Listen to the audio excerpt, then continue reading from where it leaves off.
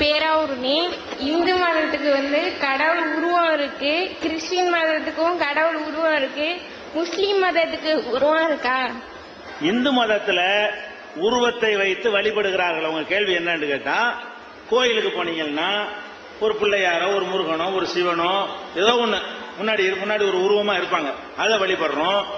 கிறிஸ்துவ மார்க்கத்தை எடுத்துக்கிட்டோம்னு சொன்னா ஒரு இயேசுவோ மேரியோ ஏதோ ஒண்ணு வச்சு என்ன செய்யறோம், வழிபடுறாங்க. முஸ்லீம் மதத்துக்கு போனோம்னு சொன்னா பள்ளிவாசல் ஒண்ணு இருக்க மாட்டேங்குது, ஏன் உருவம் இல்ல அப்படின்னு கேட்கறாங்க. உருவத்தை வச்சு எல்லாரும் வழிபடுற மாதிரி நீங்க ஏன் உருவம் இல்லாம வழிபடுறீங்கன்னு கேட்கறாங்க. இதுக்கு என்ன காரணம்னு கேட்டா, இஸ்லாம் சொல்லக்கூடிய என்னன்னு கேட்டா, கடவுளை யாரும் பார்த்தது கிடையாது. இஸ்லாமிய நம்பிக்கை பிரகாரம் கடவுளை யாருமே பார்த்தது கிடையாது. பார்க்காத ஒரு ஆளுடைய உருவத்தை நம்ம வரைய முடியுமா? என்னை நீங்க பார்த்துட்டீங்கன்னு சொன்னா என்னை நீ வரைஞ்சிடலாம், ஏறக்குறைய அறக்குறைய வரைய தெரிஞ்சா கூட ஒரு மாதிரியை வரைஞ்சுடலாம். என்னைய பார்த்ததே இல்லைன்னு சொன்னா என்னை வரைய முடியுமா? வரைஞ்சா அது நானா இருப்பேனா? என்னை மாதிரி இருக்குமா? இருக்காது. அப்ப நீங்க கடவுளுக்கு உருவம் கொடுக்கிறதா இருந்தால் கடவுளை பார்த்துதான் உருவம் கொடுக்க வேண்டும். கடவுளை ஒருவருமே பார்த்தது கிடையாது. அப்ப ஒருவரும் பார்க்கலங்கும் போது என்ன உருவத்தை கொண்டு கொடுக்கிறது? ஒருத்தரும் பார்க்கலையே, பார்த்தா தானே உருவம் கொடுக்கலாம். பார்க்கல இருக்கு என்ன ஆதாரம் கேட்டா, பார்க்காதனாலதான் இத்தனை வகையான உருவம் வருது. பார்த்தா ஒரு உருவம் தான் இருக்கு. கடவுளை பார்த்து இருந்தோம்னு சொன்னா அனைத்தும் ஒரே வருவத்தில் இருக்கும். உங்களை எந்த ஸ்டுடியோவில் போட்டோ எடுத்தாலும் இப்படித்தான் இருப்பீங்க. உங்களை போட்டோ எடுக்கிறான்னு சொன்னா எந்த ஸ்டுடியோவில் போட்டோ எடுத்தாலும் நீங்க இப்படித்தான் இருப்பீங்க. வேணா ட்ரெஸ் வேண்டாம் மாத்தலாம், கலர் வேண்டாம் மாத்துவானே தவிர இந்த மூஞ்சி மாறுமா, இந்த செட்டப் மாறுமா? மாறாது. எந்த ஓவியம் வரைய சொன்னாலும் நீங்க இப்படித்தான் இருப்பீங்க. இது சின்ன சின்ன சின்ன அவனுடைய திறமைக்கு தகுந்தவாறு வித்தியாசம் இருக்குமே தவிர பேசிக்கு மாறாது. ஆனால் நீங்க என்ன பாக்குறீங்க? கடவுளுக்கு ஒருத்தன் கடவுளை எப்படி செய்யறான்? கொம்பு வச்சு வரைகிறான். ஒருத்தன் கடவுளை இப்படி கோர பல்லு வச்சு வரைகிறான். ஒருத்தன் கடவுளை 4 கை வச்சு வரைகிறான். ஒருத்தன் கடவுளுக்கு 12 கை வச்சு வரைகிறான். ஒருத்தன் கடவுளுக்கு 6 தலையை வச்சு வரைகிறான். ஒருத்தன் கடவுளுக்கு யானை முகத்தை வச்சு வரைகிறான். ஒருத்தன் கடவுளுக்கு வயிறை பெருசா வச்சுக்கிட்டு வரைகிறான். ஒருத்தன் கடவுளுக்கு ஈட்டி அருவா சூலத்தை வச்சுக்கிட்டு வரைகிறான். ஒருத்தன் கடவுளை ஆம்பளையா வரைகிறான். ஒருத்தன் கடவுளை பொம்பளையா வரைகிறான். இன்னொருத்தன் பாதி ஆம்பளை பாதி பொம்பளை அர்த்த நாரீஸ்வரன் அப்படியும் கூட வரைகிறான். ஒருத்தன் கடவுளை தாமரப்பூல உட்கார வைக்கிறான். இன்னொருத்தன் கடவுளை மூஞ்சின் மேல உட்கார வைக்கிறான். இப்படி ஆளால் அதாவது ஒரு கடவுளை பார்த்துட்டு வரைஞ்சா முட்டுமா வரும். பார்க்காம வரைஞ்சதுனாலதான் அவன் யோசிக்கிறான், இது இப்படி இருக்குமா, இல்ல இப்படி இருக்குமா, அப்படி இருக்குமா. அப்ப அவரவர்களாக யோசிச்சு வரைஞ்சால் நிறைய உருவம் உண்டாகி போச்சு. அப்ப இஸ்லாம் என்ன பண்ணுது? நீ உருவத்தை வரைஞ்சிக்க, பார்த்துட்டு வர, பார்க்கலையே, பார்த்தா தானே வரைய முடியும். யாருமே பார்க்கலையே, பார்க்க இயலாதுங்கிற இஸ்லாம. அதனால கடவுளை நாங்கள் பார்க்காத காரணத்தினால பார்க்காத ஒண்ணுக்கு உருவம் கொடுக்க கூடாது.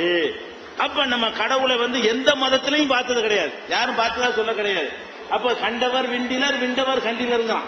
எல்லா மதத்தையும் ஞானவில்லை. கடவுளை கண்டார் பாருங்க, ஒருத்தர் கண்டார்னா அவர் சொல்ல மாட்டாரு, சொன்னார்னா அவர் கண்டிருக்க மாட்டாருங்கிறான். அப்ப அந்த மாதிரி இருக்கக்கூடிய நேரத்துல இது பார்க்காதவங்க தான் வரைஞ்சிருக்கிறாங்க. அப்ப பார்க்காம வரைஞ்சா ஒத்துக்குருவோமா? இது ஒரு அவ்வளவு வேணாம். இப்ப நான் கருப்பா இருக்கிறேன், போட்டோ எடுக்கிறேன், கருப்பா தானே வரணும். அது எனக்கு கோவம் வருது, என்ன கருப்பா எடுத்துக்கிட்டேன். கருப்பா இருக்கிறவங்க கூட போட்டோவில் சிவப்பா இருக்கணும்னு ஆசைப்படுறானா இல்லையா? அப்ப ஒவ்வொரு மனுஷனும் அவன் இயற்கையை எப்படி இருக்கிறானோ அதை விட நல்லா இருக்கணும்னு ஆசைப்படுறான். போட்டாவுல இப்ப நம்ம எப்படி இருக்கிறோமோ அதை விட இளமையா இருக்கணும், அதை விட கலரா இருக்கணும், அதை விட ஸ்டைலா இருக்கணும் அப்படின்னு ஆசைப்படுறீங்க. அப்ப கடவுளை மட்டும் எப்படி பண்றீங்க? அந்த உருவம் நமக்கு இருந்தால் நம்ம ஒத்துக்கிற மாட்டோம், அந்த உருவத்தை கொடுக்குறீங்க. கடவுளை நீங்க வரைகிறீங்க, உங்களை விட ஒரு அழகா வச்சு வரையணுமா இல்லையா? கடவுளை எப்படி வரைகிறீங்க? இந்த கோரப்பல் வச்ச மாதிரி வரைகிறீங்க. அப்படி உன்னை ஒத்துக்குருவியா? அப்ப எந்த வடிவத்தை உனக்கு கொடுத்தால் கோபம் வருமோ அந்த வடிவத்தை கடவுளுக்கு கொடுத்தா அது என்னப்பா? அது நான் இப்படியா பார்க்கிறேன், உனக்கெல்லாம் ஒரு அழகான வடிவத்தை வந்திருக்கேன், என்னை போய் இப்படி ஆக்கிவிட்டீங்களா? என்னை அழகாய்க்கிற தெரியாத எனக்கு, உன்னையெல்லாம் அழகாக படைச்ச கடவுளாகி எனக்கு என்னை அழகாக வைத்துக் கொள்ள தெரியாதான்னு கடவுள் கேட்க மாட்டாரா?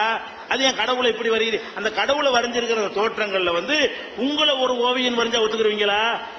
உங்களை ஒரு ஓவியன் வரை உங்களுக்கு 6 மண்டையை போட்டு வரைஞ்சா ஒத்துக்குருவீங்களா நீங்க? அட, உனக்கு ஒத்துக்கிறாத ஒரு வடிவத்தை என் கடவுளை கொடுக்குறப்ப அப்படின்னு இஸ்லாம் என்ன சொல்லுது? வேணாம், பார்க்காத ஒண்ணுக்கு உருவம் கொடுக்க வேணாம். அது போக ஏன்பா அந்த உருவம் கொடுக்குறீங்கன்னு கேட்டா அப்பதான் ஒரு ஓர்மை வரும், ஒரு இன்வால்வ்மெண்ட், ஒரு ஈடுபாடு வரும் அப்படின்னு சொல்லுவாங்க. இப்ப நாங்க உருவமே இல்லாம தான் வழிபடுறோம். ஓர்மை இல்லாமையா இருக்கிறோம்.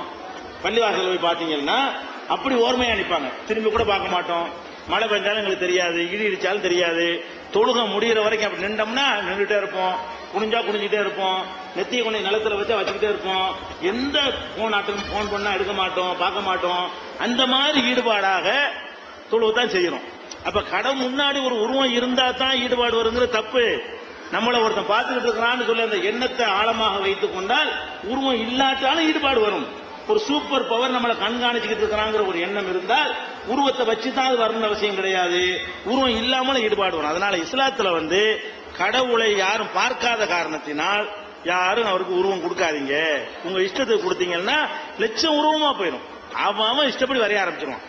ஒவ்வொருத்தரும் தோன்றின மாதிரி எல்லாம் கடவுளுக்கு வடிவம் கொடுத்துருவாங்கிறதுனால அதை இஸ்லாம் தவிர்த்து விட்டு, பள்ளிவாசல்ல பாத்தீங்கன்னா ஒண்ணுமே இருக்காது, வெறுமனே சுத்தமான செவர் தான் இருக்குமே தவிர எந்த விதமான வடிவமும் இருக்காதீங்க. நாங்கள் கடவுளை பார்க்காத ஒன்றை வடிவம் கொடுக்க மாட்டோம். அப்ப கடவுள் கேட்பார், நான் இப்படியாடா இருக்கான்னு என்ன பதில் சொல்லுவீங்க? நீங்க ஒரு உருவத்தை கடவுள்ட்டீங்க, நாளைக்கு மறுமையில கடவுள் கேட்கிறாரு, ஏண்டா என்னை பாத்தியாடா, இப்படியாடா இருக்கிறேன், இந்த மாதிரி வரைஞ்சு என்னை கேவலப்படுத்திட்டியடா, உன்னைய வரைஞ்சா ஒத்துக்கிறியாடான்னு கேட்டா என்ன பதில் சொல்றது? அதுக்கு பயந்துகிட்டு நாங்க என்ன செய்யறதுல கடவுளுக்கு உருவம் கொடுக்கறது இல்லை.